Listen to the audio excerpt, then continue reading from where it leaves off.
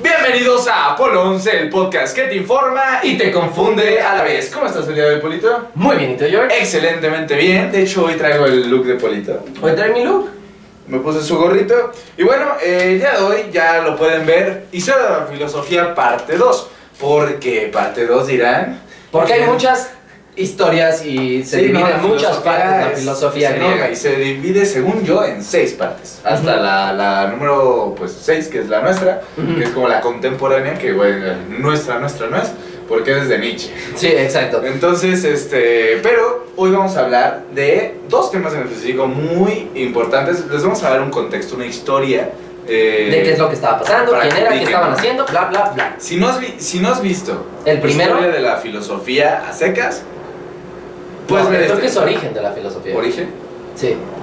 Historia, no sé. Bueno, origen el primero que salió de filosofía, véanlo porque le van a dar muchos antecedentes a qué está pasando. Le da mucho sentido a y por qué pasa todo esto. Que es la búsqueda del arge y todo esto, ¿no? Pero vamos a lo que nos lleva, ¿no? Entonces, ¿comencemos? ¿Comencemos? Comencemos. Comencemos.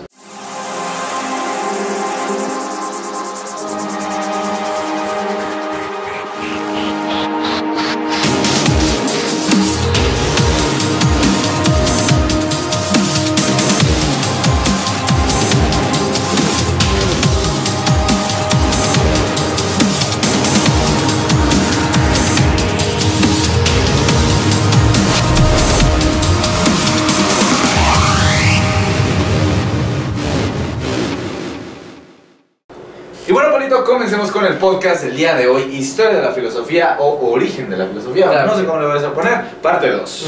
Entonces, el día de hoy vamos a hablar de la esta segunda etapa se le llama filosofía clásica. La primera etapa son presocráticos. Presocráticos, esta es la filosofía clásica. Griega, ¿a qué se refiere? Es griega, esta es griega en específico. Y esto se refiere a que hay 2 escuelas principales. En esta época es la sofista y la socrática, que se centran mucho más. La vez pasada nos dábamos cuenta de que se concentraron en qué era el alma, de qué estaba hecho el universo, de qué estábamos hechos nosotros. O sea, no estaban buscando esta pregunta de por qué estamos aquí. Aquí los socráticos y los sofistas también lo hicieron, pero sobre todo... Espera. ¿Sabes cómo se llama el filósofo mexicano? ¿Cómo? Frijoles. Ok, entonces tenemos 2 escuelas que se concentraron un poco más y se centraron en la ética y la política. Ellos dijeron, ¿sabes qué? Me voy a concentrar un poquito más en cosas un poquito más hacia el humano. También se concentraron en el lenguaje, las normas, las leyes y la sociedad. ¿Esto a qué se debe también? Que en ese momento ellos ya tenían una democracia.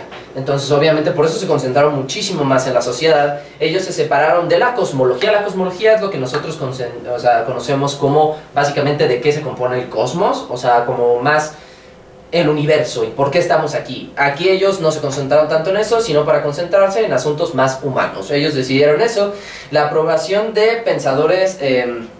la aparición de 2 pensadores sistemáticos, específicamente, que son ahorita con los que nos vamos a concentrar, que son Platón y Aristóteles. Si les soy sincero, aquí, dato curioso de Paul, mi filósofo favorito es Platón, definitivamente. Sí. Platón era un genio. Gracias a Miriam, ¿no?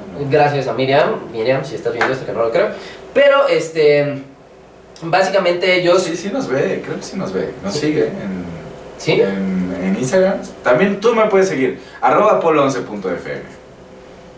Ok, va. Sí, entonces, bueno, los 2, Platón y Aristóteles, que uno es maestro del otro, ¿no? Sí. Platón es maestro de Aristóteles. Platón es maestro de Aristóteles. Sócrates, Platón, Aristóteles. Así va. Por eso es que estábamos viendo la escuela socrática, porque de ahí venía Sócrates, por su socrática. Entonces, y de ahí pues, fue Platón, y Platón empezó a hacer muchas otras cosas, como grandes concepciones filosóficas. Ellos se concentraron en la ontología, que es la ontología, la teoría del ser o del ente cuanto ente. En cuanto a ente, o sea, más del que es el humano. Ya no nos estamos concentrando tanto en por qué, de qué estamos hechos, sino que es en esencia el humano, pero de una perspectiva un poquito más social, ¿no? Y vamos con el mito de la caverna de Platón. No, primero vamos a empezar por la mayéutica, porque creo que es un poquito más fácil de entender, no nos vamos a extender pero tanto. no no va en línea temporal. No, esto ya lo que les vamos a decir es para nosotros dos, ¿qué fue lo más importante de la época clásica de la filosofía griega? En sí, de la filosofía clásica, hay dos en específico, que es la mayéutica y la caverna de Platón. Exacto, que la filosofía clásica se basa en síntesis, en Sócrates, Platón y Aristóteles. Como bien lo dijiste, su preocupación era la ética socrática, el diálogo, la mayéutica, Platón y la república, el mito de la caverna, las leyes Fedón o del alma, Aristóteles y la lógica física, ética y poética. Exacto. En eso se resume la filosofía clásica, pero para nosotros lo más importante de aquí es la mayéutica y el mito de la caverna. Exactamente. Bueno, empecemos por la mayéutica. Mayéutica, para empezar, ¿quién la hizo? Era básicamente Sócrates. Es un método socrático, así se le llama, por el que el maestro hace que, esta es literal la descripción de la mayéutica, es el medio por el que el maestro hace que el alumno, por medio de preguntas, descubra un conocimiento. ¿A qué se refiere esto? Y nos concentramos en esto porque creo que es algo muy importante que muchas personas podrían considerar malo, porque sería una manera de manipulación, pero yo estoy completamente en desacuerdo con eso, porque es básicamente como tú, como alguien, como maestro, como alguien que está comunicando algo, por medio de preguntas llevas a que la propia persona se dé cuenta de lo que le estás enseñando. O sea, es como un conocimiento más que se va a sentir empírico porque tú lo estás descubriendo, pero alguien te está llevando a descubrirlo. No sé si me entiendan. Es más como que no te enseñan por dónde ir. Te dicen, oye, y si tomaras este camino, ¿por qué tomarías ese camino? Y te hacen tomar el camino correcto solo por medio de preguntas. Esto se utiliza muchísimo en debate. Actualmente se sigue usando la mayéutica. Seguramente ya han escuchado mayéutica, tal vez no saben a profundidad qué es, tampoco se los vamos a explicar a profundidad, pero por encimita es el aprendizaje por medio de preguntas, que es alguien que sabe perfectamente las respuestas, te hace las preguntas adecuadas para que tú solito te des cuenta de las respuestas, porque no es lo mismo que yo te diga 5 más 5 es 10, a que te diga lo que significa 5, que significa 5, qué es una unidad, ¿y qué pasa cuando las juntas? Y entonces si yo te digo, ok, entonces ¿cuánto es 5 más 5? Y yo te hago la pregunta sin decirte la respuesta y tú... Exacto, es como si por medio de preguntas dices, o sea, está la premisa, 5 más 5 es 10. Y en vez de decir, ok, es porque existen las unidades, le preguntas, ¿qué es 5? Te responde que es 5 y le dices, entonces, ¿qué significa una unidad? Una unidad es bla. Y eso tú lo vas a ir respondiendo por pura lógica, que era básicamente lo que se basaban los filósofos griegos. De hecho, fue el inicio de la lógica. Fue el inicio de la lógica y entonces lo que hace es que te des cuenta de que 5 unidades son el nombre y el número 5, y que si combinamos 5 unidades con 5 unidades se hacen 10 unidades y da traducción al número lógica. 10. Eso es lógica, ¿no? Y la mayéutica la quisimos meter porque es algo que pueden aplicar ustedes en su vida hacia ustedes mismos. O sea, yo creo que el uso de mayéutica en uno mismo es hasta más importante que con los demás, porque la mayéutica, si tú te haces las preguntas correctas, te vas a dar en ese sentido, ya sabes las respuestas, ese es el punto. Cuando usas mayéutica a ti mismo... Hay un punto, creo que es mercadológico o algo así. Que para llegar al origen de un problema te tienes que preguntar 5 veces por qué y responderlo. Entonces, si tienes un problema, ¿por qué? Respuesta. A ese le haces otro ¿por qué? Respuesta, ¿por qué? Respuesta, ¿por qué? Respuesta. A la quinta respuesta vas a tener solucionado el problema. Y eso es mayéutica contigo mismo. Pero yo les diría que se hagan esas preguntas cuando sienten que algo está mal en sus vidas y no saben cómo ubicarlo, o hay un conocimiento propio que no saben por qué está pasando y cómo lo pueden cambiar. Utilicen la mayéutica, háganse las preguntas correctas, intenten llegar a su propio conocimiento y se van a dar cuenta que va a ser como oye, pero esto yo ya lo sabía, pero el punto no es que lo sepas, sino que lo entiendas tal cual. Pero bueno, aquí ya terminamos con básicamente la mayéutica, y ahora vamos a pasar a la caverna de Platón. La caverna de Platón, bueno, antes un dato curioso sobre la mayéutica: este método se remonta al siglo IV a.C. O sea, la mayéutica lleva existiendo hace muchísimo tiempo. 200 serían siglo IV antes de Cristo, entonces son más 400 años, 2420 años. 2420 años empezó la mayéutica.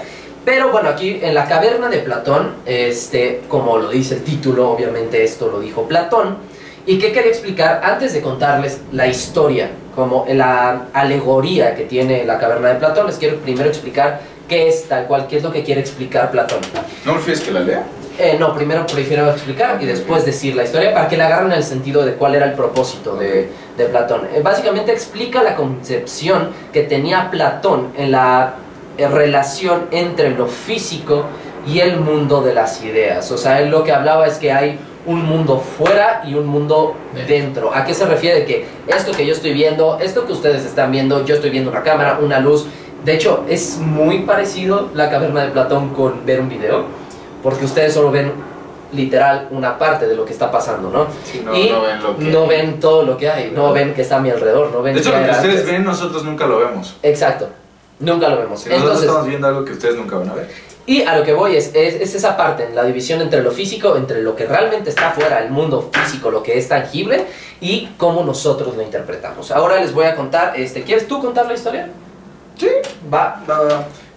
Bueno, voy a empezar que el mito de la caverna de Platón, voy a un poco usar las mismas palabras que Paul.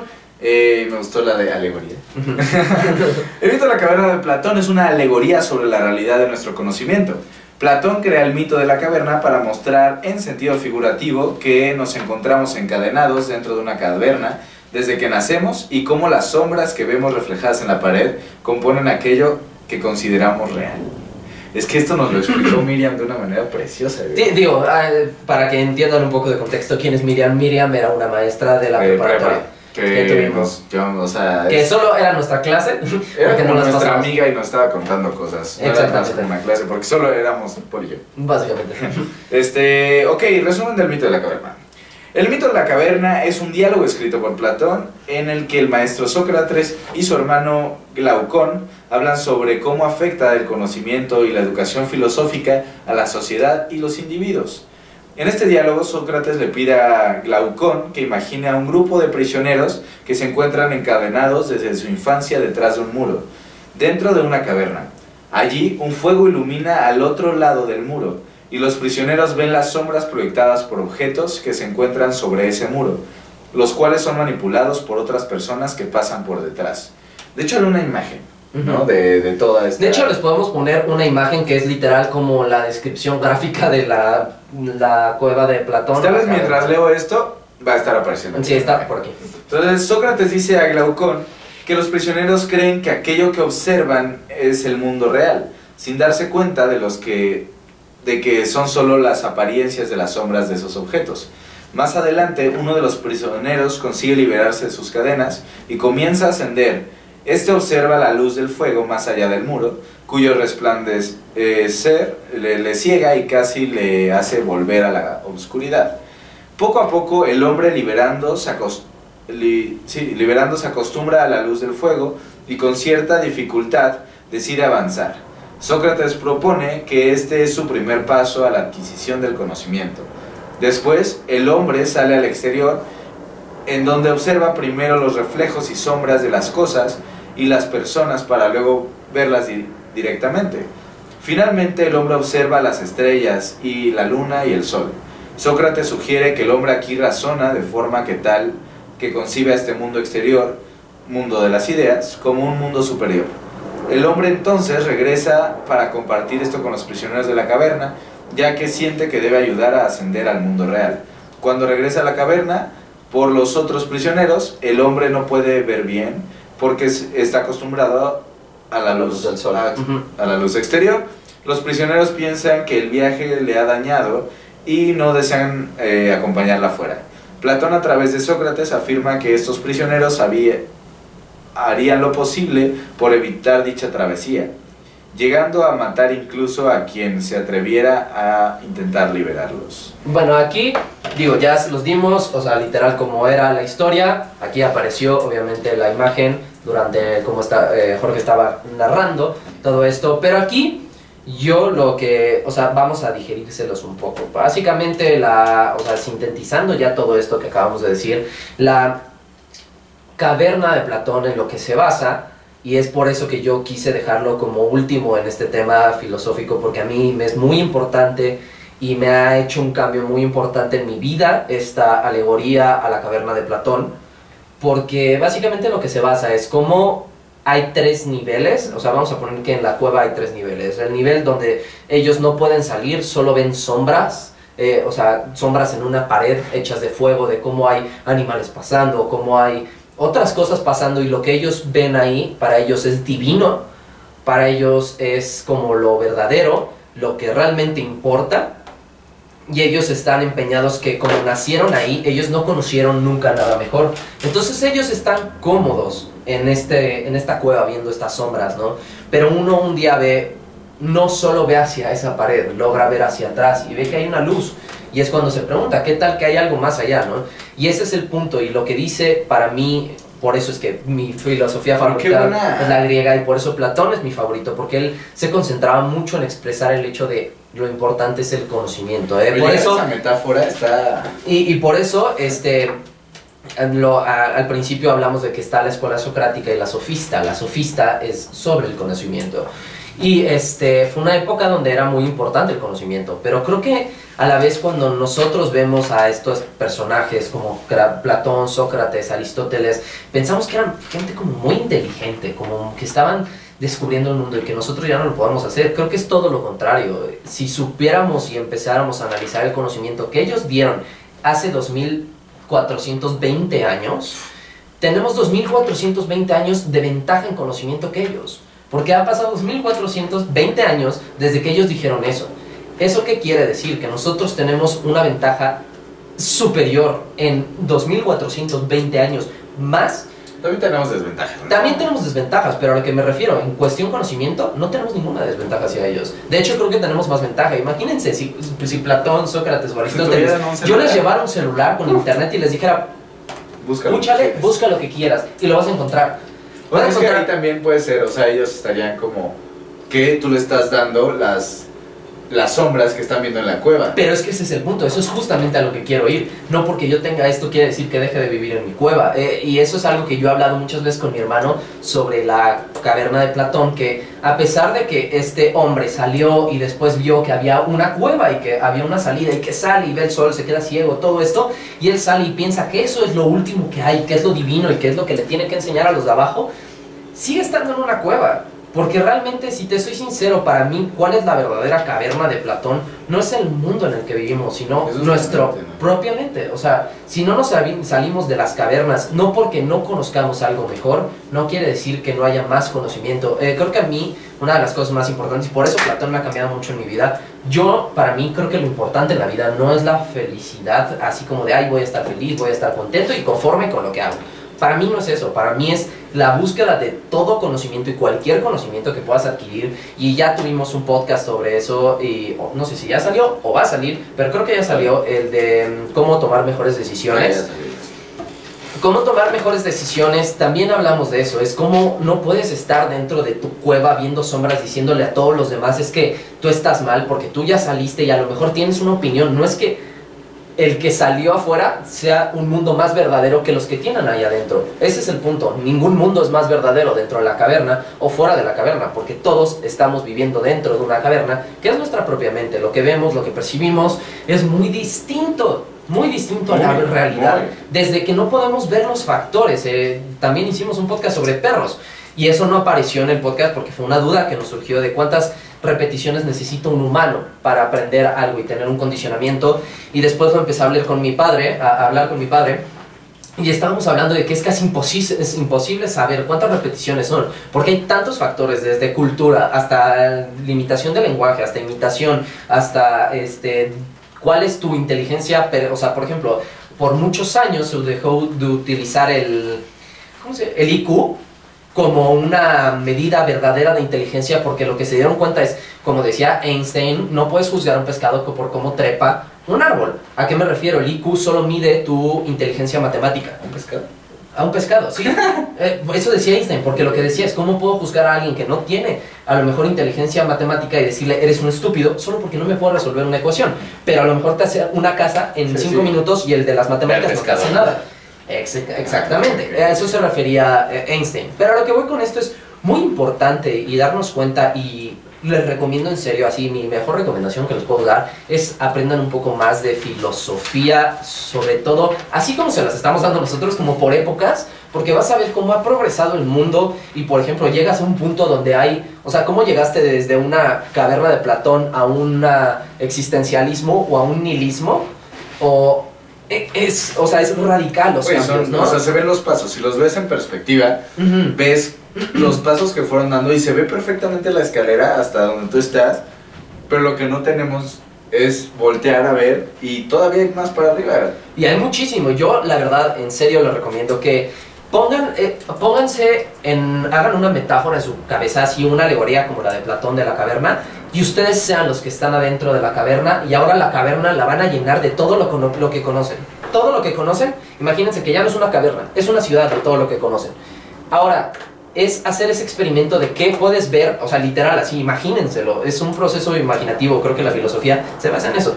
Hagan ese proceso de o sea, siéntense, cierran los ojos y empiecen a imaginar, o si quieren dibújenlo, o hagan lo que quieran, como les funcione mejor a ustedes. O sea, me refiero, si lo pueden ver en imágenes, si lo dicen, si lo escriben, hagan eso, pongan todo lo que conocen, y ahora arriésguense a pensar en todo lo que no conocen o lo que no permiten. O sea, eso sería para mí mi segundo nivel, las cosas que nos han dicho que existen, pero nunca le creemos a nadie, porque para nosotros no existen, ¿no? Y no está en nuestro sistema de creencias. Vayan a hacer eso, que se ve en el horizonte de su ciudad, de cosas que no quieren aceptar que son reales, o que no son reales para ustedes, pero existen. Y después, pónganse a imaginar lo que no existe. Es que lo padre aquí, o sea, ahorita que lo que decía Paul, pero lo padre aquí es que no hay una meta, o sea, no es como... Exacto, no es para llegar a algo, es para...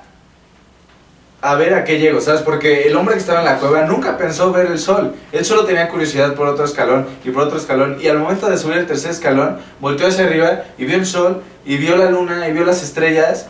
Y fue como... ¡wow! Vio un bosque, vio animales, vio un montón de encontró cosas. algo que nunca en su vida se hubiera imaginado, porque no existían sus conceptos. Entonces yo creo que a lo que trata de decir Paul es: ve más allá de tus conceptos, ve más allá de tus ideas, ve más allá de tu educación, ve más allá de tu cultura. Y nunca te conformes. Y tal vez encuentres algo mejor, o tal vez te mueras.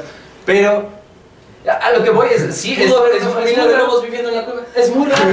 A lo que voy es, no te conformes, porque eso es algo que a veces no me gusta como piensa la gente, y sí lo escucharon muchas personas de, es que yo ya sé lo que necesito saber. Cuando me dice alguien eso es, entonces no lo sabes. O sea, el que me digas, porque el conocimiento... Yo solo sé que no sé nada. El conocimiento es infinito, ¿no? O sea, si vivimos hipotéticamente en un universo infinito, hay infinitas cosas que aprender.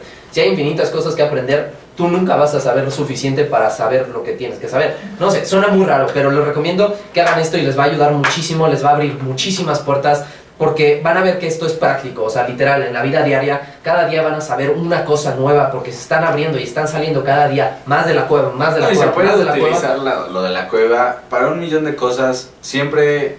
pregúntate si lo que estás viendo es real o solo son reflejos de lo que la gente te quiere decir. Exactamente. Entonces... o de lo que tú mismo te quieres decir. Sí, muchas veces nosotros solitos ponemos esos reflejos y le damos un significado que no es. Exacto. Pero pues esa es la cuestión. Tampoco te maltripes, tampoco te vayas muy allá, porque pues te vuelves loco, ¿no? Entonces la filosofía es como un buen café. No te vas a tomar 8, pero uno al día está bien. Uno al día, disfrútalo, y que te dé toda la energía de la vida en el día. O sea, me refiero en ese día, pero no te tomes 8 porque te va a doler la cabeza y te vas a sentir muy mal y te van a dar crisis existenciales. Sí. Y la verdad no es padre tener crisis existenciales de decir realmente qué es todo esto, porque ya... Sí, no llegues, a veces llegas a un punto donde llegues sí al es complicado. No llegues al extremo. Yo les recomiendo que una vez al día... Y esperen la parte 3. Esperen la parte 3. Va a haber varias partes, entonces... les va a gustar muchísimo. Si les gusta la filosofía y más, aquí nosotros no les vamos a explicar quién era Platón, quién era Sócrates, porque a mí me lo enseñaron en la primaria o en la escuela. Duda, si realmente te interesa, lo buscas. Sí, pero a lo que voy, aquí no se los vamos a explicar, aquí les de vamos hecho, a dar nuestra opinión. Aquí abajo, ay, perdón. Aquí abajo va a estar el link al artículo que encontré, que está muy bueno, que abajo te explica desde varios puntos de vista la caverna de Platón, y tú puedes darle tu propio punto de vista, porque se puede explicar de un millón de maneras. Pero bueno, creo que ya se alargó mucho esto. Entonces les mando un besote, recuerden que nos pueden escribir. Sí. en @polonce.fm, en Facebook e Instagram. Si eres de Spotify, date una vuelta por YouTube y di hola, soy de YouTube, suscríbete, nos ayudaría muchísimo. De Spotify. Y también si van a Instagram a decirnos qué temas les gustan, qué les gustó de este tema, si les encanta la filosofía o qué temas nuevos quieren ver, porque acuérdense que ya viene la tercera temporada y en la tercera temporada va a haber muchos cambios y obviamente también es muy importante lo que ustedes nos digan. Entonces, yo creo que no hay nada más que decir. Exactamente, pues no hay nada más que decir, Polito. Mi nombre es Jorge Roldán. Mi nombre es Polonor. Y esto es Apolo 11.